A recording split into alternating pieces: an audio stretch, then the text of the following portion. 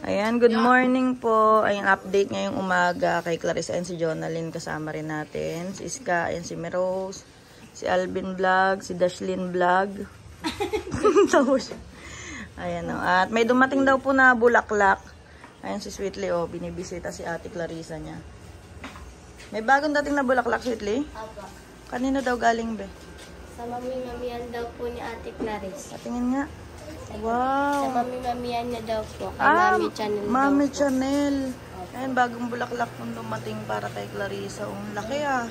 Apo. Oh, tapos ito yung kagabi. Kayla. Team Koray. Oo, Team Kuray. Yan, kala Ate Marilyn. Tapos ito, kay Ma'am.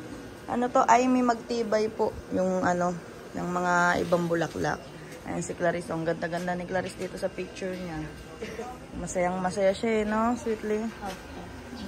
Ano oras dumating yung bulaklak? Ito po. Ay, oh yan, yung bago. Ano po, kanina lang po. Kanina lang. Ganda, no? Opo. Ang laki, oh. Ayan, Clarissa, oh. Marami nagmamahal sa'yo, Clarissa. Marami nagpapadala ng ano para kay Clarissa. Kaya lang, sayang kasi ano, Sweetly, no? Kasi wala na si Clarissa. Kung sana, ano pa si Clarissa, sana mas mararamdaman niya yung pagmamahal, di ba? Anong message mo kay Ate Clarissa mo ulit? Nakakalungkot po, tapos nakakabigla po yung pangyayari. Kasi po, nung nakaraang araw lang po, niyayaya ko lang po si Ate Clarissa. Kaya nga. Pero ipag-pray natin, no, nasa langit nga si Clarissa, kapiling ni God. Tapos, ano to? Sa susunod, ano, alayan nyo ng kanta si Ate Clarissa mo, ha? Sweetly, ha? Sama mo yung mga angels para kahit papano baunin ni Ate Clarissa mo yung pagmamahal mula sa atin. Apo.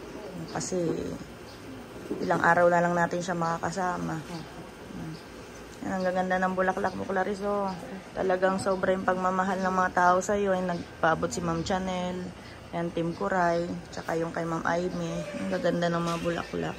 At yung sa ano po nito gawa, maraming salamat po. At talagang nararamdaman ni Clarissa yung pagmamahal mula sa atin. Si Sweetly. Kahit papano napamahal din kay Sweetly, kahit saglit na panahon niya lang nakasama. At ayan po ang update ngayong umaga. And God bless po, God bless mga kababayan.